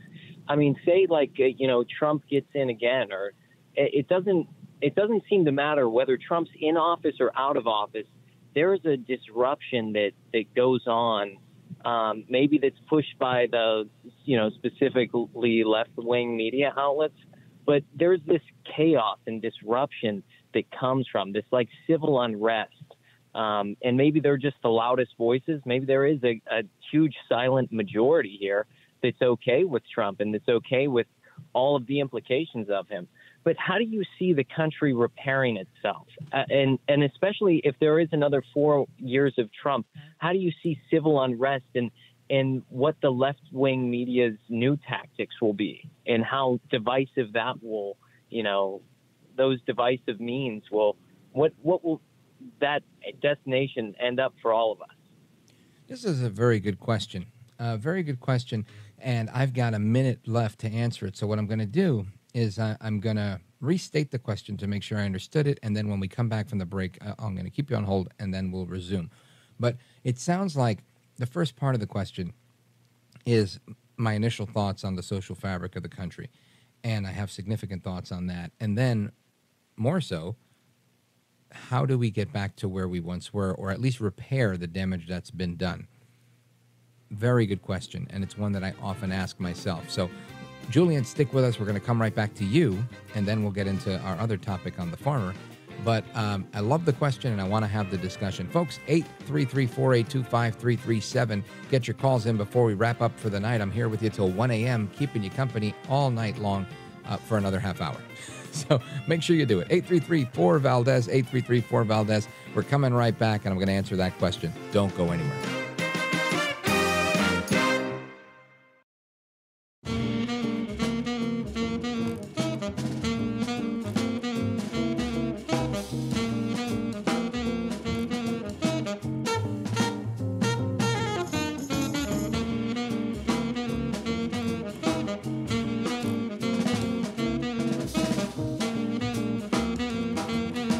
Glad to be on your show, Rich. It's just an amazing broadcast that I hope the rest of America listens to every day. America at Night with Rich Valdez. Call now, 833-4-VALDEZ. That's 833-482-5337. 833-4-VALDEZ. That's Valdez with an S.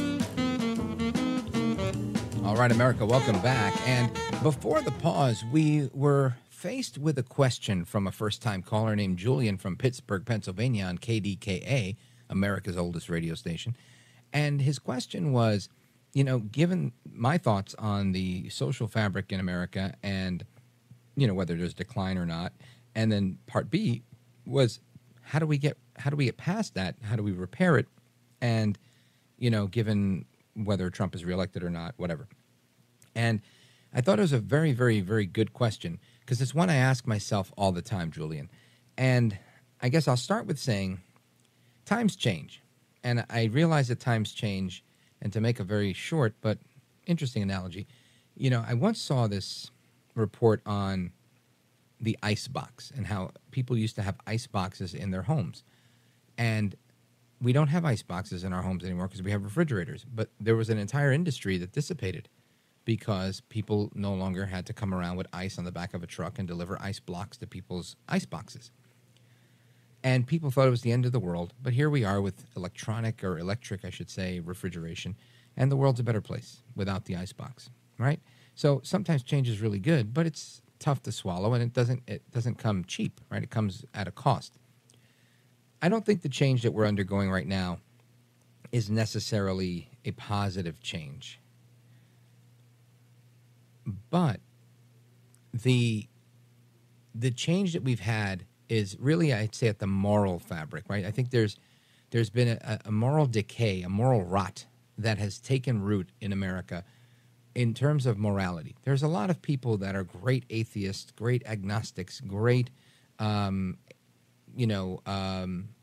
people that could care less about God and faith, and in many ways even country. But they're good people and they don't want to kill anybody. However, that's a very small majority. And there's a lot of them that are willing to be activists for their cause, just like I'm an activist for my cause. And I believe they've won a big part of the fight. That doesn't mean they're the majority of the people that are out there, but they're the majority of the people making noise. They're the majority of the people in positions of influence, whether it's corporate boards, whether it's the mainstream media, cable news, etc., major newspapers. For example, Washington Post said that Ron DeSantis was the hands-down winner of the debate on Tuesday night. I like Ron DeSantis. I think he's a very skilled politician and an amazing governor. He's an amazing patriot. I don't think he won the debate by any stretch. But that's what they were reporting. So my point is, I think we've lost our relationship with the truth. We've lost our relationship with doing the right thing, by and large, in society. We're seeing people rob anything they feel like robbing whenever they feel like robbing it.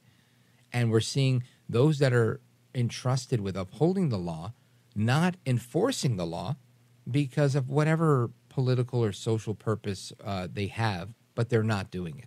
I call them the pro-crime progressive prosecutors. So ultimately, we're in a place where we have this moral decay in the fabric of our society. And it's lamentable. But I don't think it's permanent, because I believe that in 2014, let's say, in 2014, I never would have imagined that you would get a bunch of America-loving conservatives, not conservatives, whatever, people that loved America and wanted to put America first, enough of them to fill up stadium after arena after arena in support of a movement, which was, I think, once the Tea Party movement, is called the MAGA movement. I didn't think that was coming, but that in of itself was a revival, right? A revival in the body politic, a revival in the fabric of our society, wanting to do more, wanting to do better.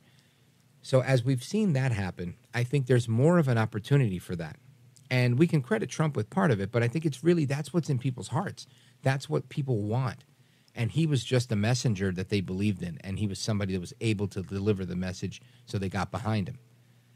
But it doesn't change their desire. People want to live in a place that's safe, that has a rule of law, that has safe borders, that has a country that's acting responsibly on its foreign policy. And I think that's the reason I have hope. I believe that the majority of people in this country are not stupid.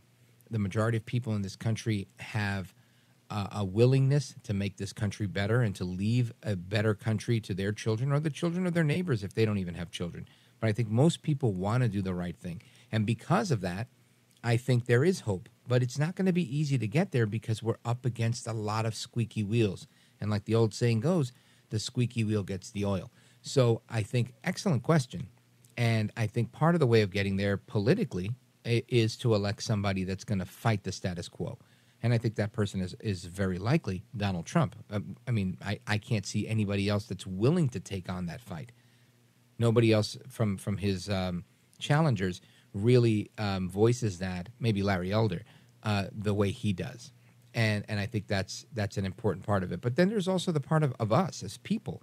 You know, there's all this talk about mask mandates and whatnot that are coming back in certain areas. And again, if that's going to help you, but I don't think it's going to help you, because we found out after COVID that even the N95 mask, if there's not double-sided tape and there's not whatever, that the COVID virus is so thin that it can pass through one of these masks if they're not super secure. So if you're wearing the regular little blue mask or a bandana on your face, you're doing absolutely nothing. So the mandate is pointless. And this is, again, according to the World Health Organization and the CDC, not me. So just making that example, I think people are now willing to stand up. People are becoming more informed. And Reagan said we have to be informed patriots, and I believe that. So I think, yes, we can get better. The situation is, I wouldn't say dire, but is becoming dire. And we can get away from it, and we can improve. But it's going to take a lot of work, and it's literally like a tug of war, and you better hope that you have more people on your side of that tug of war than the other side. But it's that close. Julian. Hey. Yeah, I love the question, man. I think that a bit of what you can attribute moral decay to is I think it's heavily influenced by media. I mean, not just talking of like social media itself, because we're always putting like. Julian, you're cutting in and out. I'm sorry. I maybe we can get you fixed on your line. But yeah, I hear what you're saying. The media, social media, and that's exactly it. But the other side of that is there's media and social media that can carry the opposing cause. And I think it really becomes a matter of how much are you willing to do? How badly do you want to save your country? What are you willing to do? Is it have more kids? Is it influence your neighbor and your neighbor's kids? Is it, I mean, everybody has a role. I do my thing on the radio, and this works well for me, and I do it on TV sometimes when I'm able to, and in real life if I go to like a rally or something. I try to do the best that I can, but everybody has a different role. Some people are, you know, I have a brother who doesn't do any of these things that I do, and he's probably had more conversations with people. He's like an evangelist for the truth, you know, and he's not talking about God per se. He's just talking about his experiences being 10 years older than me and saying, you know, when I was a kid, we did things this way. And all of a sudden today, this is the norm. How did we get here? And he just points out the obvious to a lot of people, and he sparks these conversations that are really thought-provoking. And he enjoys it, and he's really good at it. And I think everybody has a lane, and everybody's got to pick their lane so that they can figure out what's the best way that I can do what's best for America. And once we do, we need to do that and do it again. Julian, thanks for your call. I appreciate it. Folks, we got calls from North Carolina, Michigan, and Maine coming up. Don't go anywhere. This is America at Night with Rich Valdez. Call now, 833-4-VALDEZ. That's 833-482-5337. 833-4-VALDEZ. That's Valdez with an S.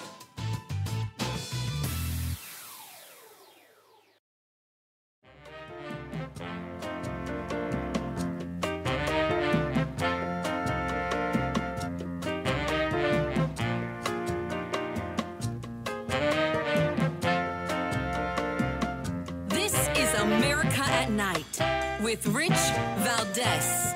Call now, 833-4-VALDEZ. That's 833-482-5337. 833-4-VALDEZ. That's Valdez with an S. All right, America, welcome back. We've got calls from all over the country, absolutely everywhere, and we're going to get to as many calls as we can. Let us go to Allison, Portland, Maine, WLOB. Allison, go right ahead. Oh, hi, it's me again. Tonight I just would like to talk about Mr. Trump pretty much because I'm a huge supporter of him. I've called before. I'll just do a quick thing, if I may. I've called before, about being trans and everything. And I just I remember. One thing. Yeah, I said one thing last time, and it was a little probably misleading. I said I wouldn't wish being trans on somebody else, and I didn't mean by that. I didn't mean that I didn't want to. Wish I hadn't gone through what I did, because I absolutely had to. What I meant was I'd just been a regular girl, and I know That's all I meant. Nobody cares about my exploits, but maybe they listen to your show and whatever. Follow Right. it. No, Anyway, I understood it. Just to share with you, I understood it as it doesn't come easily, and it was something you felt you had to do, and that you wouldn't wish it on someone because it came with trials and tribulations. And I understood that part of it. I didn't understand regret. That wasn't what I took away from it. Thank you so much. Anyway, Mr. Trump, I'm a huge supporter. I voted for him in 16 and 20, and I was wearing a MAGA hat around here, and this is Portland, Maine, and it's pretty liberal. And in some ways, I don't mind that, but in other ways, I got some pretty bad shouting matches with people. But the thing is, Go figure, right? Now, honestly, though, imagine that. You have a trans woman that's wearing a MAGA hat getting into a shouting match with intolerant people. That's just crazy, but go right ahead. Yeah, there you go. That's the trouble with intolerance is such a big part of the bad things. Anyway, so, to me, metaphorically, this is kind of weird. I never actually read the book. I should have, Gulliver's Travels. But, I saw there was a movie in the 60s, and everybody knows the basics of it. And there's a thing about when he lands on Lilliput or whatever, and they tie him up, the little tiny Lilliputians, and they tie him up with what to them are big ropes, but they're really just little tiny strings, and then he rises up, and he knocks them off, and that's it. And to me, I feel that's like what they're doing with him, with all these absurd legal cases. And I just find it depressing on one level, but then again, I'm so proud of him for the way he's handling all this and everything, And I don't agree with everything he's done and everything he said. If you ever found somebody like that, a leader, that would be totally bizarre. President or whatever. But I've supported most of what he says. And what do you think of what's going on with him this week? Oh well, I think it's just awful. This is the most. I don't know. It's hard. You got to choose which is the most absurd one of these cases, right?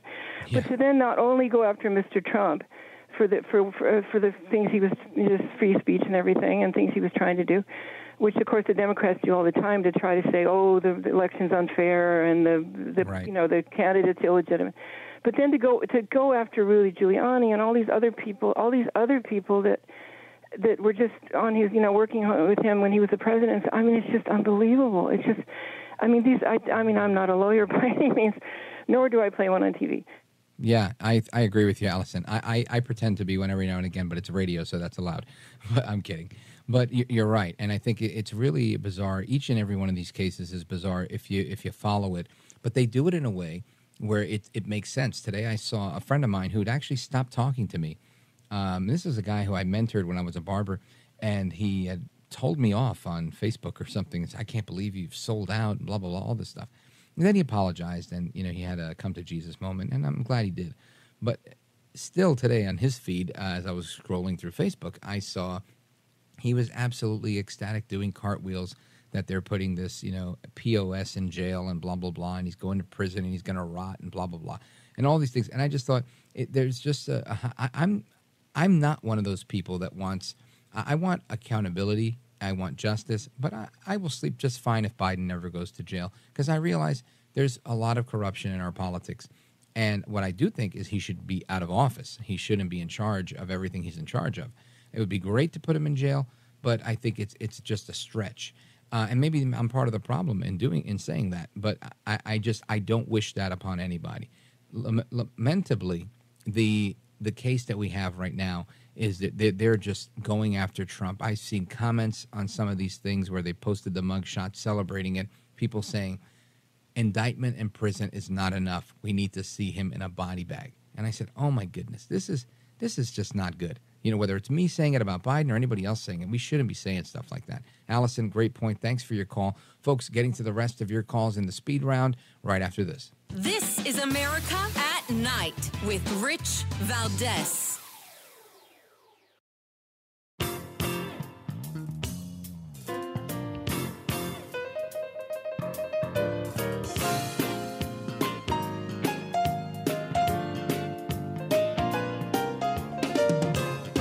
America at Night with Rich Valdez. All right, it's the speed round, so keep it very short, very brief, because there's other people waiting to get on. Let's go to Tom, Charleston, South Carolina, WTMA. You're on with Rich Valdez. Go right ahead, Tom. Okay, I'm brief here. How can Republicans win this next election when many of the states have not changed their voting laws, they're still going to allow all the mail-in ballots. It's a great point. The only thing I could say to that is there were only 6 states where we had a serious problem with mail-in ballots that we focused on, right? Pennsylvania, Wisconsin, and others. Many of those states have addressed their issues. So I would not expect this to be the case again. We're also not in the middle of a pandemic where they're going to be able to kind of circumvent the rules. And in the last one, the Trump team made an effort to try to address what was going on in Pennsylvania, but they got caught up on a technicality called latches, which probably was unfair at the time, a legal technicality. But they've gone through that now, and the rules have been changed in Pennsylvania. So I think they have the legal team and the legal apparatus in place to make sure that we're not going to have illegal mail-in ballots the way we did in the 2020 election. And I think that's going to be very significant, Tom. Thanks for your call. I appreciate it. Great thinking, by the way. Let's go to the middle of the country. Ken, Lansing, Michigan, WILS. There's tornadoes in Michigan. Ken, what's going on? Yeah, I had a tornado come through my backyard and rip half of one of my big trees down last night. So wow. Yes, are you all right? Are your neighbors all right? I'm all right, but I literally had wind and rain hit the back of my house. I've lived here 11 years, and I've never heard it like that before. I was about ready to crawl underneath my table. But wow. Wow. Rich, I absolutely love your guests. They're so informative, and buddy, you're the tops at doing that. But I want to ask you a serious question about your first guest. With the statistics that he had of the bellwether counties in this country going to Donald Trump, 3,400 counties, and Joe Biden won 400 out of 34. Donald Trump had 11 million more votes in his reelection, and Obama and Bush had less in their second. Could you please answer that for me? Yeah, listen, Kevin McCullough is one of the best at this stuff, and he's spot on. And this is part of why Trump was saying, it's rigged, folks, it's rigged, because he saw a massive discrepancy. And I think many people did. McCullough is better at laying out those facts than many others because he didn't say stolen. He didn't say rigged. He put the facts out there. And I think when you put the facts out there, people hear it and they go, wow, that makes a lot of sense. So what ends up happening is we realize, okay, I am going to, discard what you're saying because you're saying stolen and rigged and this and that. And we have to have that conversation responsibly that way. And I agree. This was definitely a jacked up election because of all of those reasons. Ken, I appreciate your call. Larry, quickly, Newport, North Carolina, WTKF. Hey, Rich, the deal is electoral votes. If you people in New York would quit BSing around and don't support your home guy, I mean, the people in Georgia want to throw his ass in jail. You're right, Larry. This is a problem, and it's hard to win in the home turf because it's incredibly blue. New York, New Jersey, a lot of these states. So, but you bring up a good point, and you're solid. Melissa in North Bergen on WFAS. I'm sorry we couldn't get to you because the music means I gotta go. Folks, take care, good night, and God bless. Hasta la próxima. Until the next time, I am Rich Valdez, and we're gonna do it again Monday, God willing.